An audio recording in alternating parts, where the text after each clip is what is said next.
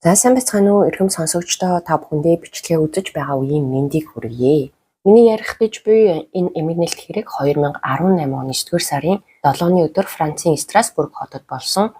Энэ өдөр залуу оюутан Софи Лютан 20 нас хүрч байсан бөгөөд төрсөн өдрөө гэр бүлийнхэнтэйгээ тэмдэглэхээр төлөвлөж байсан тул энэ өдөр түүний амьдралын хамгийн аз жаргалтай өдрүүдийн нэг байх учиртай байжээ. Тэр өдөр ойр дотны хүмүүс нь түүнд төрсөн өдрийн мэндчилгээ илгээж хамгийн сайн сайхныг хүссэн зурвасуудыг араас нь явуулж байв. Мөн энэ өглөө Софи шөнийн ээлжээр ажилдаг зочид буудлынхаа ажлыг дуусгаад гэр бүлийнхэнтэйгээ уулзахаар төлөвлөсөн байсан. Түүний гэр бүл Страсбург хотоос 100 орчим километрийн зайд орших Сигне хотод амьдардаг байсан бөгөөд суралцахынхаа хажуугаар амжиргааны болон сургалтын зардлаа олохын тулд байнга Страсбург болон гэрээгээ хооронд зорчин явдаг байсан. Энэ тасралтгүй наас цааш явах амьдралдаа цэг тавихын тулд Софи Страсбург хотод түрээслэх байр хааж байсан бөгөөд эцэст нь тохиромжтой байр олсон гэж бодож байв. Хичээлийн жил эхлэх хугацаа улам ойртож байсан учраас тэр баггүй дарамтанд байсан. Түүнд байр байхгүй, мөн ихэнх оюутнуудын адил санхүүгийн боломж хязгаарлагдмал байсан тул боломжийн үнэтэй жижигхэн орон сууцны зар олж хараад сонирхон очихоор шийдсэн байна. Байр түрээслүүлэгч нь хувь хүн байсан бөгөөд Софийн талаар найз нөхөд гэр бүлийнхэнтэйгээ зөвхөн байр очиж үзэхээр болсон гэдэг мэдээлэл хуваалцсан байв. Уцаар ярилцах үеэр тэр эрэхтэй Софид таатай сэтгэл төрүүлсэн тул бүсгүй ямар нэгэн аюул заналхийл байж болзошгүй гэж огтхон сэрдээгүй. Уулзалт өглөөний 9 цагт товлогдсон байсан бөгөөд Софи ганцаараа явган алхасаар уулзалтын газар руу очсон. Өглөөний 10 цагаас эхлэн бүсгүйн гар утас руу залгасан бүх дуудлага шууд дууд шуудан руугаа шилжиж байсан бөгөөд ямар ч хариу ирэхгүй байв. Софи утсаа авахгүй байгаа нь түүний зан чанарт огт тохирохгүй зүйл байсан. Тэр гэр бүлийнхэнтэйгээ үргэлж холбоотой байдаг, удаан хугацаагаар сургахгүй болох нь байтугай хэдхэн цаг болоход ч одоо мэдээ өгөхгүй байх нь бараг боломжгүй байсан тул Софигийн ээжэд аимшигтэй зүүн совин төрж эхэлсэн байна. Өглөө охиноо байр үзэхээр явуулсан тэр зар үнэндээ уурх байсан юм биш байгаа гэсэн айдас ээжийнхэн сэтгэлээс салахгүй байв. Нөхцөл байдлыг улам хөндрүүлж байсан зүйл нь Софи яг хаана хинтээ уулзахаар явсныг хинч мэдэхгүй байсан явдал. Софигийн ээж болон түүний ойр дотны хүмүүс бүрэн сандралд орж юу хийхээ мэдэхгүй болсон бөгөөд аав нь ажил дээрээ байсан тул одоо холбоо барих боломжгүй байж тэрээр үйлдвэрийн ажилтан байсан бөгөөд тухайн үед утсаар холбогдох ямар ч арга байсангүй. Орой болох үед энэ төвчхийн аргагүй хүлээлтэнд төгсгөл тавихаар Софигийн найз нөхөд ах дүүс хамтдаа Страсбург хотын цагдаагийн газарт очихоор хөдөлсөн байна. Тухайн үед оройн 20 цаг 45 минут болж байсан бөгөөд цагдаагийн газарт очихын тулд 115 км замыг туулах хэрэгтэй байсан. Цагдаагийн газар руу орохоос өмнө тэд Софигийн ажилдаг зочид буудлал руу уцтсан бөгөөд учир нь тэр орой 22 цагт ээлжиндээ гарах ёстой байсан. Гэвч зочид буудлын эрхлэгч эмэгтэй Софи ажилдаа ирээгүй, түүнээс ямар ч сураг чимээ гараагүй байгааг хэлэхэд гэр бүлийнх нь улам их төгшиж эхэлдэг. Удалгүй тэд Страсбург хотын цагдаагийн газрын байрны өөдөнд хурж ирсэн. Хамгаалтын бүсийг нэвтэрч ормогц нэгэн ажилтан тэднийг зогсоож ямар шалтгаанаар ирснийг нь асуусан байна. Эцэст нь Софигийн дүү болон нэг найзад нь л дотогш нэвтрэх зөвшөөрөл олгодог. Харин бусд нь гадна үлдэж цагдаагийн газрын эргэн тойронд төгшрөн хүлээхээс өөр аргагүй болсон. Дотогш орсон хоёр цагдаа нарт нөхцөл байдлын ноцтой байдлыг тайлбарласан. Тэдний хувьд энэ бол жирийн нэг холбоо тасарсан явдал биш, харин амь насанд нь аюул учирсан байж болзошгүй онц ноцтой хэрэг. Софид ямар нэг муу зүйл тохиолдсон гэдэгт бараг итгэлтэй байгаагаа хэлэхэд цагдаа нарын байр суурь өөр байв. Тэдний үзэж байгаагаар Софи насанд хүрсэн хүн байсан учраас хүсвэл гэр бүл найз нөхдөөсөө холбоо таслах бүрэн эрхтэй бөгөөд байр үзэхээр явсан гэх мэдээлэл нь ч тодорхой бус нотлох баримт багтай санагдсан тул сургаггүй алга болсон гэх үндэслэл хангалттай биш гэж цагдаа нар үзжээ. Гэвч энэ хандлага Софигийн ойр дотны хүмүүсийг ихээхэн бухимдуулсан байна. Учир нь Софиг таньдаг хүмүүсийн хувьд энэ нь огтхонч энгийн өдөр тутам тохиолддог зүйл биш байсан бөгөөд ялангуяа Лютаны гэр бүлийг сайн мэддэг найз нөхд нь Софи ямар ч тайлбаргүйгээр холбоо тасарч сургаггүй болох хүн биш гэдгийг сайн мэдэж байсан учраас улам бүр төөрөлдөж аргаа барсан байдалд оржээ. Софигийн гэр бүл 25 жилийн өмнө Вьетнамаас дөрвөн ирж Францад суурьшсан байв. Софи бол 3 хүүхэдтэй айлын 2 дахь хүүхэд байсан. Ээж нь ажил хийдэггүй, харин аав нь ганцаараа гэр бүлийнхээ бүх санхүүгийн хэрэгцээг нуруундаа үүрдэг байжээ. Тиймээс энэ гэр бүл бие биедээ түшиг болох нь амьдралын салшгүй хэсэг болсон байж. Ялангуяа Софи гэр бүлийнхээ хувьд онцгой байр суурь эзэлдэг байсан. Тэр Вьетнам болон Франц хэлээр чөлөөтэй ярьдаг байсан тул эцэг эхийнхээ өмнөөс орчуулга хийж захиргааны бичиг баримт бүрдүүлэхээс эхлээд төрийн байгууллагуудтай харьцах асуудал, нийгмийн халамжийн хүсэлт гаргах зэрэг олон ажлыг хариуцдаг байжээ. Тиймээс ойр дотны хүмүүс нь Софиг гэр бүлийнхээ нарны туяа хэмээн нэрлэдэг байсан бөгөөд тэр үргэлж гэр бүлийнхэндээ баяр баясгалан авчирч бүгдийг нэгтгэж чаддаг хүн байж. Ийм хүн гинэд бүхнийг орхиод явчихна гэж төсөөлөгч боломжгүй байлаа. Тэр шин Софигийн эцэг их нүд аниж чадсангүй. Охинд нь хамгийн муу зүйл тохиолдсон юм биш байгаа гэсэн айдас эргэлзээ тэднийг шүнжин зовоож ямар нэгэн мэдээ ирэх болов гэсэн өчүүхэн найдвар тийсээр шүнийг өнгөрөөсөн ч үүр цайхад Софигоос ямар ч сураг чимээ ирсэнгүй. Дараагийн өдрүүдэд түүний найз нөхөд болон гэр бүлийнхэн цаг хугацаатай уралдсан эрэл хайгуулыг өөрсдөө эхлүүлсэн. Эхний өдөртөд Софиг хаа нэгтээ амьд байгаа гэдэгт итгэсээр байлаа. Гэвч эрлийн ажиллагаа албан ёсоор эхлэх хүртэл маш их хугацаа алдсан тул тэдний хувьд өөрсдөө л найдгаас өөр сонголт үлдээгүй мэт санагджээ. Ийм төрлийн хэрэг дээр минут секунд бүр үнэтэй байдаг. Цаг хугацаа өнгөрөх тусам амьд олдох магадлал буурдаг. Тиймээс тэд нийгмийн сүлжээнүүдээр дамжуулан гэрч хайх заруудыг олноор нь түгээж эхэлсэн байна. Тэдний нийтлсэн мэдээлэлд манай найз өчигдөр өглөөний 8 цаг 45 минутаас хойш Страсбург хотод сураггүй алга болсон. Тэр байр үзэхээр явсан бөгөөд түүнээс хойш ямар ч мэдээ ирээгүй байна. Түүнийг харсан эсвэл мэдээлэлтэй хүн байвал яаралтай холбоо барина уу гэмээр бичжээ.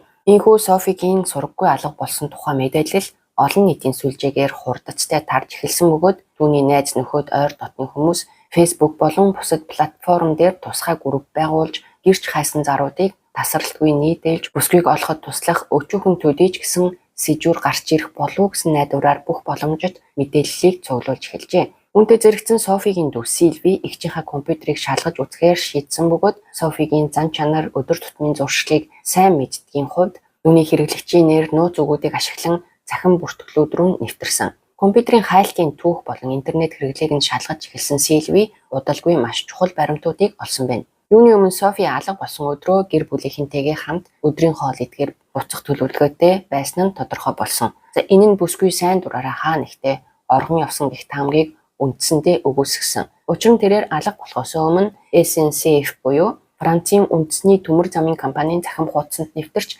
Страсбург хотоос гэр бүлийн рүүгээ буцах галт тэрэгний цагийн хуваарийг хайж үзсэн нь хадгалагдан үлдсэн байв. Ингэснээр Софи сайн дураараа алга болсонгийн хувилбар бараг бүрэн үгүйсгэгдэж тэр өдөр харахаар төлөвлөж байсан нь тодорхой болсон. Мөн Сильви залуусын өргөн хэрэгэлдэг Snapchat аппликейшны байршил тогтоох функцийг ашиглан эгчийнхээ гар утасны хамгийн сүүлд бүртгэгдсэн байршлыг олж чадсан байна. За аппликейшны мэдээллээр бол Софигийн утас 2018 оны 9-р сарын 7-ны өглөөний 8 цаг 45 минутаас хойш Шилтигем хотын 54 Route de Bischwiller гэх хаяг орчимд бүртгэгдсэн байсан байна. Энэ мэдээллийг сонссон Софигийн гэр бүлийнхэнд дахин найдвар төрдөг. За учир нь одоо тэдэнд анх удаа бодиттой шалгаж болох тодорхой байршил гарч ирсэн. Өглөөний 6 цагийн орчимд энэ шинэ сэжүүрийн талаар мэдээлэл тархаж эхэлсэн бөгөөд удалгүй бүх хүний анхаарал тэр хаяг руу чиглэдэг. Тэгвэл энэ хаяг Софигийн очиж үзэхээр болсон байрны байршил мөн байсан байж болох уу? За нийгмийн сүлжээнд байршуулсан гэрч хайх зарыг харсан хоёр оюутан бүсгүй Софигийн найзуудтай холбогдож өөрсдөө ч мөн адил тухайн бүсэд байр түрээслүүлнэ гэсэн маш с ижигтэй этгээдтэй харилцаж байсан тухайга мэдээлсэн байна. Эхний оюутан бүсгүй байрны зарын дагуу холбоо барьж найз залуутайгаа хамт уулзалтанд очсон тухайга ярьсан. Тэрээр Facebook дээр Софигийн найзууд руу илгээсэн зургастаа би өглөөний 9 цаг 30 минутанд уулзахаар тохирсон байсан. Найз залуутайгаа хамт очсон боловч бараг 1 цаг гаруй хүлээсэн. Энэ хугацаанд нөгөө хүн маань дуудлагч аваагүй, мессежэнд нь ч хариулаагүй. Хэрвээ албан ёсны мөрдөн шалгах ажиллагаа эхэлбэл очиж мэдүүлэг өгөхөж бэлэн байна гэж бичсэн байна. За гэвч хоёр дахь оюутан бүсгүйн өгсөн мэдээлэл үүнээс ч илүү төгшөөр төрүүлэн байсан. Тэрээр хоёр өөр байрны зар дээр хандсан боловч цаана нь яг нэг хүн хариулж байгаа мэт сэтгэл төрсөн тухайга ярьсан байна. Утсаар ярилцах явцад тэр эрэгтэй хэтэрхий хувийн шинжтэй асуулт асууж, ер бусын сониуч зан гаргаж байсан нь бүсгүйд нэг л эвгүй сэтгэл төрүүлсэн байна. Зааж болоход тэрээр уулзалтанд очоогүй байна. Тэр бүсгүй дараа нь Софигийн найзууд руу илгээсэн зургастаа би түүний талаар илүү ихийг мэдхийн тулд яриаг нь дагаж зам байдлыг нь ойлгохыг хичээсэн. Нэг хэсэг бүр уулзаж үзэх талаар хүртэл бодож байсан. Тэр надаас болгоомжуулж байсан ч бид хэд хоног харилцсан бөгөөд эцэст нь өдөр бүр над руу бичдэг болсон. Тэр байнга уулзахыг хүсдэг байсан ч би эцэст нь энэ бүхнийг зогсоож дугаарыг нь блоклсон юм бичсэн байна. За хоёр оюутны мэдүүлэгт нэгэн сонирхолтой давхцал байсан нь тэд хоёулаа уулзахаар товлсон нэг ижил хаягийг нэрлсэн явдал байв. Тэр нь Шилтигем хотын 23 Rue de Chasseurs гэх хаяг байсан бөгөөд энэ газар одоо Софигийн утас хамгийн сүүлд бүртгэгдсэн 54 Route de Bichevillers хаягаас ердөө 100 орчим метрийн зайд байрлаж байж. Газрын зураг дээр харахад хоёр байршлын хооронд ердөө нэг хөндлөн гудамжил байсан. Ингээд тэд Шилтигэм дах 54 Route de Bichevillers гэх хаяг дээр цугларсан байна. Тэд тэнд очоод оршин суугчдаас асууд сураглах ажиллагааг эхлүүлсэн. За уг барилгад нийт 140 орчим орон сууц байсан боловч хаалга тогшин асуухад ердөө 40 орчим айлал хариу өгсөн байна. Гэвч асуусан хүмүүсийн хийнэн ч одоо Софигийн зургийг хараад таниагүй. За ингээд гэр бүлийнхэн болон найз нөхд нь тухайн хорооллын орсон суугчдын одоо хөдөлгөөн, үйлдэл бүрийг анхааралтай ажиглаж эхэлдэг. За учир нь тэдний хувьд ямар ч одоо жижиг зүйл хэрэг мөрдөн шалгах ажиллагааг урагшлуулах хүнтэй сэжүр болж хувирах боломжтой гэж үзсэн. Цаг өнгөрөх тусам Софиг эсэн мэнд олно гэдсэн одоо итгэл найдвар аажмаар багасж байх яг тэр мөчөд цагдаагийн байгууллагын бодит тусламж юу юунаас илүү хэрэгтэй байлаа. 2018 оны 9-р сарын 10-ны даваа гарагт Страсбург хотын прокурорын газар охины алга болсон хэргийг эцэст нь нухацтай авч үзэн хүн хулгайж хууль бусаар хойрж саатуулсан байж болзошгүй гэх үндслэлээр эрүүгийн мөрдөн шалгах ажиллагаа эхлүүлэх тушаал гаргасан байна. За ингэснээр хэрэг албан ёсоор эрүүгийн шинжтэй болж мөрдөгчд Софигийн найзуудын цуглуулсан мэдээллийг наривчлан шалгаж эхэлсэн байна. Тэдний анхаарлын төвд хамгийн түрүүнд хоёр оюутан бүсгийн өгсөн мэдүүлэг орсон. Мөрдөгчд тэдгээр залуу эмэгтэйчүүдээс байцаалт авах үед олон ижил төстэй зүйлс илрүүлсэн. Юуны өмнө нийтлэгдсэн зарууд бүгд бараг ижил агуулгатай байсан. 30 м квадрат хэмжээтэй жижиг студио байр сарын түрээс нь ердөө 350-аас 360 евро. Страсбург хотын одоо түрээсийн зах зээлийн үнэтэй харьцуулахад энэ нь маш хямд үн байсан тул байр хайж байсан оюутнуудын анхаарлыг татахгүй байхын аргагүй сандал байсан. Гэвч үүнээс ч илүү с сэжигтэй нэг зүйл байсан нь зар нийтэлж байсан этгээд хизээч жинхэнэ нэрээ ашигладаггүй байсан бөгөөд шин зар бүрийн ард өөр нэр, өөр утасны дугаар гарч ирдэг байж. Гэхдээ нэг нийтлэг зүйл байсан нь бүх дугаар 07-оор эхэлсэн гар утасны дугаарууд байсан. Мөрдөгчд эдгээр дугааруудыг техникийн шинжилгээнд оруулж эхэлсэн бөгөөд удалгүй нэгэн сонирхолтой баримт илрүүлсэн байна. Бүх дугаар урьдчилсан төлбөр SIM карттай байсан бөгөөд эдгээр картуудыг бүгдийг нь хуурамч нэр ашиглан худалдан авсан нь тогтоогдсон. Ийм төрлийн дугаарыг богино хугацаанд ашиглаад хаях боломжтой байдаг тул мөрөө баалгыг оруулждаг гэмт этгээдүүдийн дунд түгээмэл хэрэглэгддэг арга байж. Мөрдөгчд мэдээлэл хоорондын холбоос тогтоох аргыг ашиглаж эхэлсэн бөгөөд тусгай программын тусламжтайгаар эдгээр 307 дугаартай тогтмол холбогддог өөр утасны дугаар байгаа эсхийг шалгасан. Эцэст нь мөрдөгчд бүх 07 дугаартай тогтмол холбогддог 06-гаар эхэлсэн нэг дугаарыг илрүүлсэн байна. За ингэснээр өөр хүмүүсийн нийтлсэн мэт одоо харагдаж байсан бүх зар үнэндээ нэг хүний зохион байгуулсан зүйл болох нь тодорхой болсон. За түүний нэрийг Jean-Marc Reiser гэдэг бөгөөд 58 настай байсан. За энэ нэрийг сонссон мөчид мөрдөгчдийн дунд хэсэгхэн зур нам гүн байдал ноёрхсон гэдэг. За учир нь Jean-Marc олон жилийн турш хууль сахиулах байгууллагын анхааралд байсан бэлгийн шинжтэй хүчирхийллийн гэмт хэрэгүүдэд холбогдсон 15 жилийн ялыг дээлж 2010 онд суллагдсан этгээд байв. Гэвч мөрдөгчдийг зочирдуулсан бас нэг зүйл нь Jean-Marc Шилтигэм одоо хотын Rue Perle гудамжинд байрлах орон сууцнд амьдардаг байсан бөгөөд тэр байр нь өмнө хэлсэнчлэн одоо Софигийн гар утас өглөөний 8 цаг 45 минутанд хамгийн сүүлд бүртгэгдсэн 54 Route de Bichevillers хаягийн яг эсрэг талд байрлаж байж. За энэ мөчөөс эхлэн мөрдөн шалгах ажиллагаа үндсэндээ нэг л хүн рүү чиглэж эхэлсэн. 2018 оны 9-р сарын 15-ны орой 22 цагийн орчимд буюу Софи алга болсноос хойш 8 хоногийн дараа цагдаа нар Jean-Marc-ийн машиныг илрүүлдэг. За тэрээр сувгийн эргээр одоо машина маш удаан жолоодон явж байсан бөгөөд мөрдөгчд түүнийг нууцаар ажиглаж байв. За удалгүй Jean-Marc чиглэлээ өөрчилж нэгэн жижиг гудамж руу ормогц түүнийг газар дээр нь баривчилсан байна. За баривчилсны дараа мөрдөгчд хамгийн түрүүнд автомашины дээшийг нь шалгасан. Дээшийг нээхэд Софиж байсангүй, түүнтэй холбоотой ямар нэгэн уул мөрч олдсонгүй. За ингээд бүсгүйг амьд олж магадгүй гэсэн мөрдөгчдийн анхны найдвар талаар өнгөрсөн. Гэсэн хэдий ч автомашины дээшнээс олдсон эд зүйлс мөрдөгчдийн анхаарлыг ихээхэн татсан байна. За учир нь тэдгээр нь Jean-Marc саяхан ой модтой бүс нутгаар явж байгаад ирсэн байж болзошгүй гэсэн сэтгэл төрүүлж байв. Дээшнээс хид хідэн шатхууны канистер, том хэмжээний бүтээлэг, за иргэний үнэмлэх, жолооны үнэмлэх зэрэг одоо хувийн бичиг баримтууд, мөн явган аяллалын газрын зургууд олджээ. За эдгээр зүйлс дангаараа гэмт хэргийн нотлох баримт болж чадахгүй байсан ч нөхцөл байдлыг улам сэжигтэй болгож байсан. Мөрдөгчид эдгээр эд зүйлсийн талаар асуухад Jean-Marc Vallée тун тайван хариулсан байна. Түүний хэлснээр бүтээлгийг автомашинда засвар хийх үедээ хэрэгэлдэг. Харин газрын зургуудын тухайд тэрээр өөрийгөө ой мод ууланд байнга аялдаг хүн хэмээн тайлбарладаг. Мөн түүний машины дээшинд уяа олснууд, хутга мөн цаасны хутганы ир байсан нь энгийн нэгэн аялал зугаалгатай холбоотой эд зүйл гэхээсээ илүү ноцтой хэрэгт ашиглагдсан байж болцсогүй гэсэн хардлагыг төрүүлж байв. За ингээд машинаас хураан авсан бүх эд зүйлсийг лабораторид хүргүүлж наривчилсан шинжилгээнд хамруулахаар болсон бөгөөд мөрдөгчид шинжилгээний дүнг хүлээхийн зэрэгцээ гол сэжигтнийг байцаах албан ёсны байцаат эхлүүлсэн. Байцаалтын өрөөнд орж ирсэн даруйдаар Jean-Marc өөрийг нь ямар үндэслэлээр баривчилсныг ойлгохгүй байгаа мэт дөрвөлжүүлж өөрт нь тулгагдаж буй хардлагуудын талаар ямар ч ойлголтгүй байгаа хэмээн мэдгдсэн. Мөрдөгчид түнд Софи Лютаны гэрэл зургийг үзүүлэхэд Jean-Marc бүсгүйг огт танихгүй өмнө нь хизээж харж байгаагүй хэмээн мэдүүлсэн бөгөөд зургийг дахин ажигласныхаа дараач байр сууриа өөрчлөлгүй энэ царай надад огт танил биш гэж давтан хэлсэн байна. За тэрээр үүгээр зогсохгүй өөрийгөө хизээж байрны түрээсийн зар нийтэлж байгаагүй гэж мэдгдсэн. Харин Софи алга болсон 2018 оны 9-р сарын 7-ны өдрийн талаар асуухад тодорхой зүйл хэлж чадалгүй бусад өдрийн ладал дэлгүүр хэсэж гадуур баг зэрэг алхаж интернет ашиглан өдөр тутмын жирийн ажлуудаа хийсэн гэхээс өөр нарийн зүйл санахгүй байна гэж хариулсан байна. За байцаалтын өрөөнд сууж байхдаа тэр маш тайван хөдөлгөөн багтай бараг л цэрэг шиг цэх сууж байсан бөгөөд мөрдөгчдийн асуулт бүрт нэгэн хэвийн өнгөөр хариулж байсан.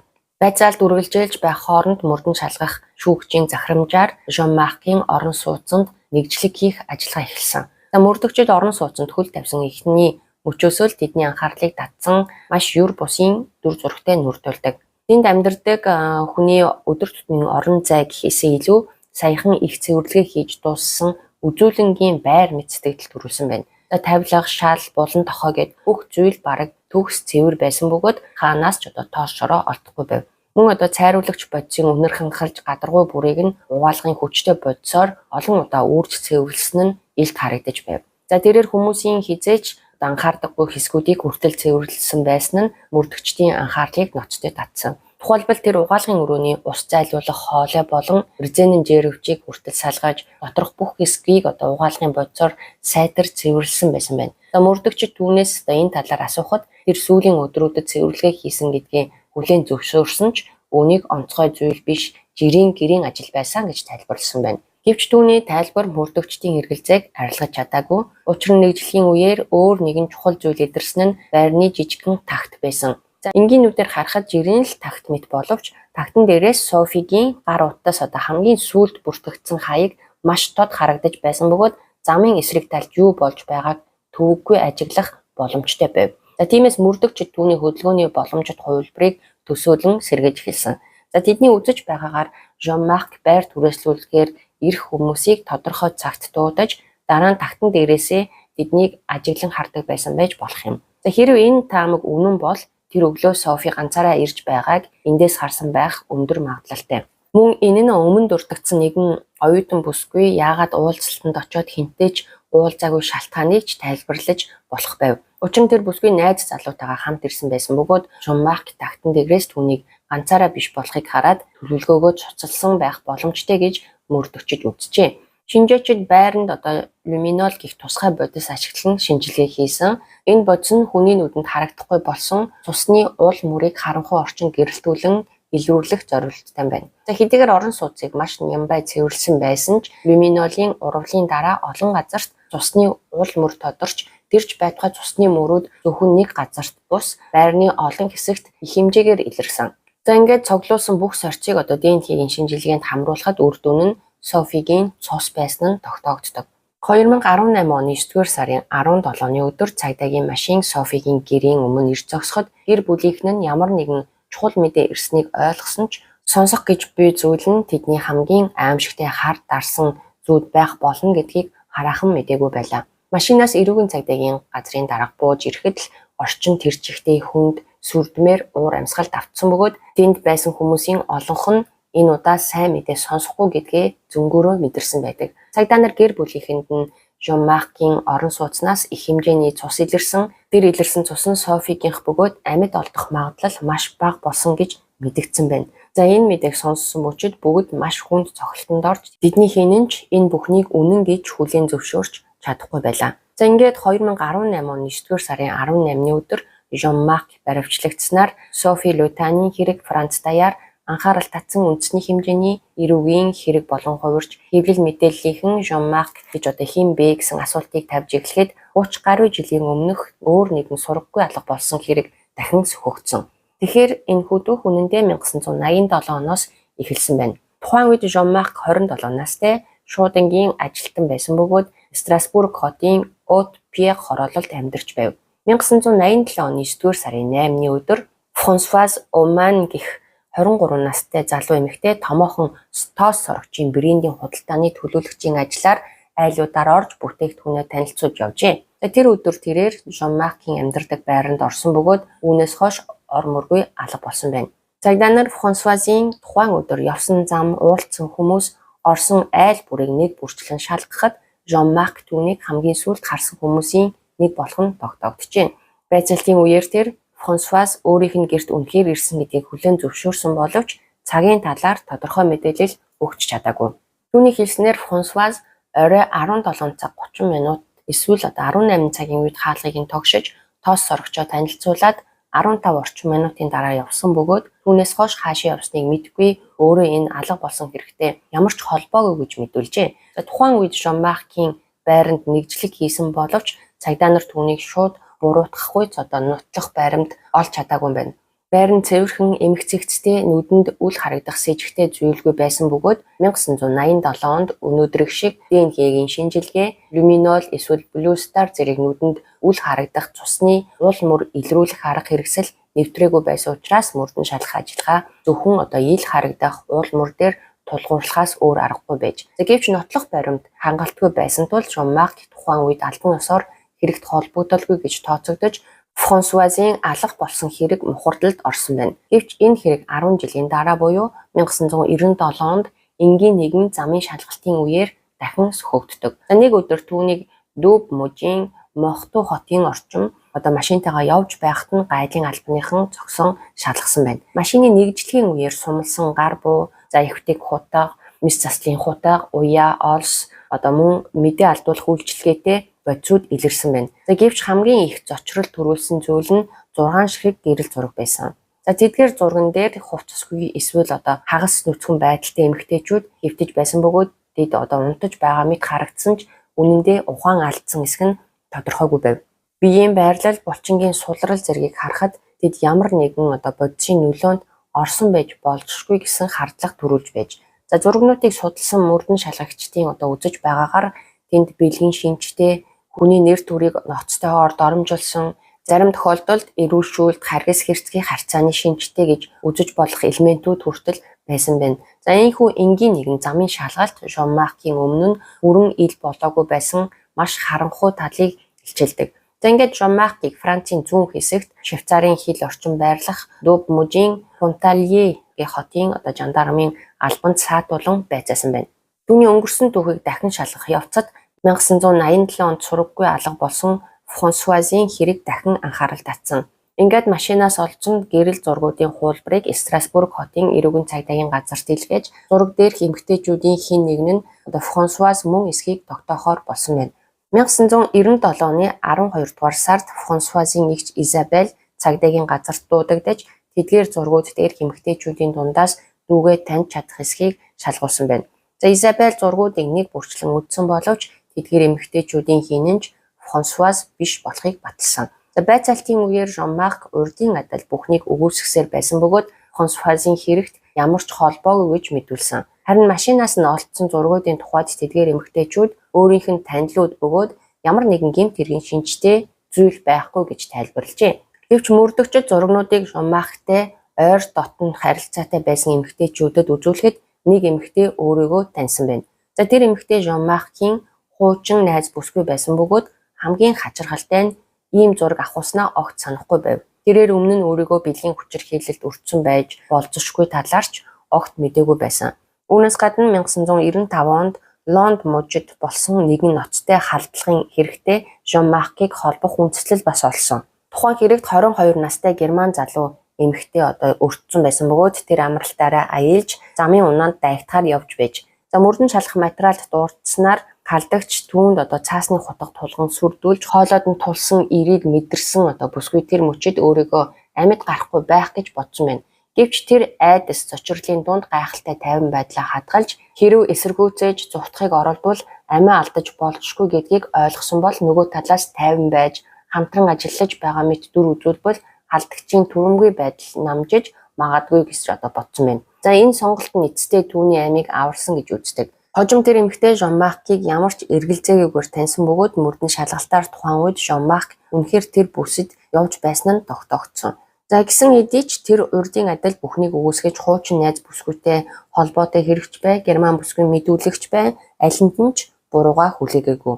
Мөрдөн шалгалт үргэлжлэх тусам шинэ гэрчүүд, шинэ хохирогчид, шинэ мэдүүлгүүд гарч ирсээр байсан. За түүний хуучин найз эмэгтэйчүүдийн нэг нь нэг удаа маргааны дараа Жон-Марк өөрийг нь модонд хөлж хүч хэрэглэн зодсон тухай мэдүүлсэн байдаг. Тухайн эмэгтэй түүнээс салахыг хүсэлтэй байгаагаа илэрхийлсний дараа энэ явдал болсон гэж тайлбарласан бөгөөд энэ нь Жон-Марк татгалзлыг хэрхэн хүлээж авдгийг харуулсан одоо олон тохиолдлын зөвхөн нэг нь байж. Тэр татгалзлыг уралт мэд хүлээн авч хардалд уур хилэнд автдаг байсан бөгөөд энэ үедээ түрэмгий занал хийсэн одоо доромжилсон авир гаргадаг байж. За ийхүү мөрдөн шалгалт үргэлжлэх тусам нэгэн асуулт гарч ирж байлаа. Жон-Марк Гайзер яагаад ийм хүн болсон бэ? Үүнийг ойлгохын тулд мөрдөн шалгагчид түүний хүүхэд нас өссөн орчныг судалж эхэлсэн. Жон-Марк Гайзер 1960 оны 10 дугаар сарын 2-нд Лаган мужийн Ингвиле хотод төрсөн байна. Түүний хүүхэд нас 50 өнгөрөөгүй бөгөөд архины хамааралтай аав гэр бүлийн байнгын зөрчил маргаанд дундусжээ. Аав нь ойн харуулын ажилтай байсан ч архитектийн улмаас гэр бүлийн уур амьсгал тогтворгүй байсан бөгөөд гэр бүлийн хүчирхийлэлч цөөнгүй гардаг байв. Багасаа Жон-Марк бусдаас ялгардаг хүүхэд байсан гэж үеийнхэн дурсдаг. Тэрээр сургуулийн эхний жилүүдээсээ л эхлэн дүрм журм зөрчих, өдөн хатгсан, авир гаргах нь элбэг байсан бөгөөд зарим хүмүүсийн дурсснаар өглөө 10 цагийн үед сургуулийн хашаанд шар ариг барьж тамхи татан сууж байх тохиолдолч байсан байна. 1974 онд өсвөр насндаа тэрээр аавынхаа хүчирхийллээс ээжигээ хамгаалахаар оролцсон гэдэг. Нэгэн ширүүн маргааны үеэр тэр аав руугаа сүх байрн дайрсан бөгөөд үүний дараа сэтгэл заслын одоо төвд хүргэгдэж дараа нь хүмүүжигтүүд шилжүүлэгдсэн байна. За гисэн хэдий ч тэр зөвхөн асуудал тарьдаг хүн байгаагүй. Жон-Марк оройн сургалтуудад хамрагдаж булмаар төрийн удирдлага, эрх зүйн чиглэлээр боловсрол эзэмшиж, хууль эрх зүйн тогтолцооны талаар нэлээд сайн мэдлэгтэй болсон байна. За бүгдээрээ дахиад Франсуазийн хэрэг рүү иргэн оръё. 2001 онд Жон-Марк Франсуазыг хулгайлж амь насыг нь хөнөөсөн хэрэгт холбогдсон Страсбург хотын эрүүгийн хэргийн одоо тангарахтны шүүхийн өмнө шилжүүлэгдсэн байна.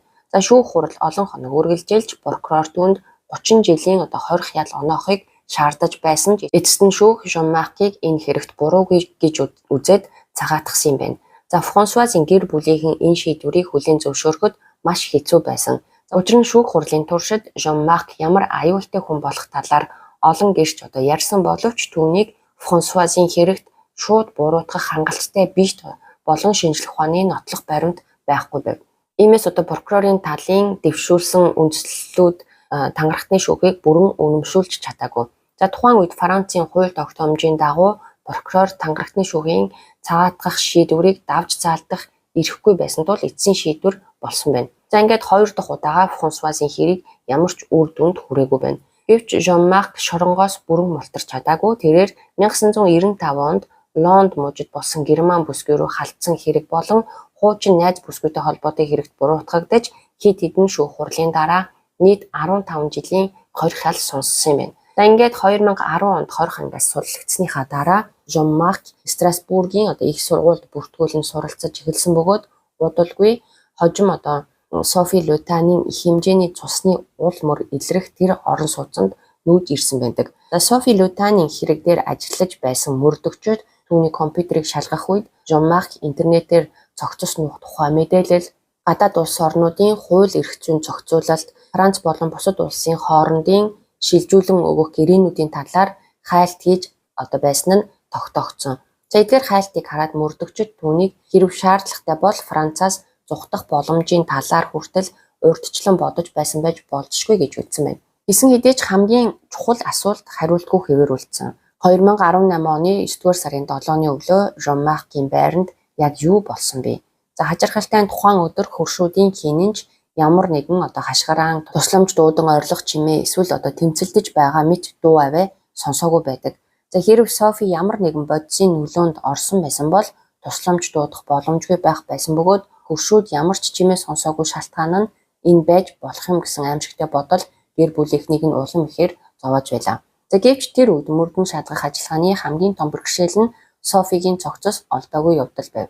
2019 оны 10 дугаар сарын 23-нд Страсбург хотоос ойролцоогоор 40 км-ийн зайд орших Ренбрүкийн ойд салхилж явсан хүмүүс хүний гавлын яс болон бусад ясны үлдэгдэл олсон байна. Цагдаа нар газар дээр нь очиж тухайн бүсийг хамгаалтанд авч шүүх шинжилгээний баг ажиллаж эхэлсэн. За ДНХ-гийн шинжилгээний дүн гарахад Софигийнх болох нь тогтоогддог. Цогцос хэсэгчлэн таслагдсан байдалтай байсан бөгөөд уул мөрийг нуух зорилгоор ойд тараан хайсан байдаг.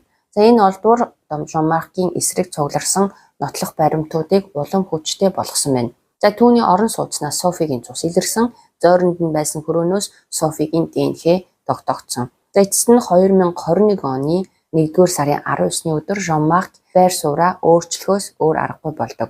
За өмгөөлөгчдийнхөө зөвлөсний дараа тэрээр Софи Лютаний үхэлд өөрийн оролцоо байсан гэдгийг анх удаа хүлээн зөвшөөрсөн байна. Гэсэн хэдий ч тэр үүнийг урьдчилан төлөвлөсөн аллах биш гэж мэдүүлсэн. Түүний шинэ хувилбараар бол Софитэй уулзсны дараа тэдний хооронд маргаан үүсч нөхцөл байдал хяналтаас гарч улмаар өсгий санамсаргүйгээр нас барсан гинэ. За дараа нь тэр айд сандарсандаа цогцыг нуусан гэж тайлбарлсан байна. Гэвч мөрдөн шалгагчид болон прокурорууд энэ тайлбарыг хүлээн зөвшөөрөөгүй.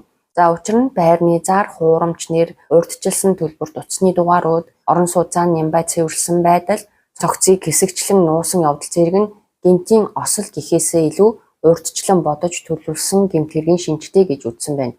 2022 оны 6 дугаар сарын 27-ны өдөр Жон-Маркийн шүүх хурал эхэлсэн байна. Ингээд 2022 оны 7 дугаар сарын 5-ны өдөр шүүх Жон-Маркийг Софи Лютаний амийг санаатайгаар хөнөөсөн хэрэгт буруутай гэж үзэн бүх насаар нь хорих ялганоож наад зах нь хамгийн багадаа 22 жилийн хугацаанаас өмнө сурлагдах хүсэлт гаргах эрхгүй байхаар шийдвэрлсэн байна. За түүний өмгөөлөгчид уг шийдвэрийг давж заалтсан боловч 2023 оны 6 дугаар сарын 29-ны өдөр давж заалтах шатны шүүх бүх насаар нь хорих ялыг хэвээр нь үлдээжээ.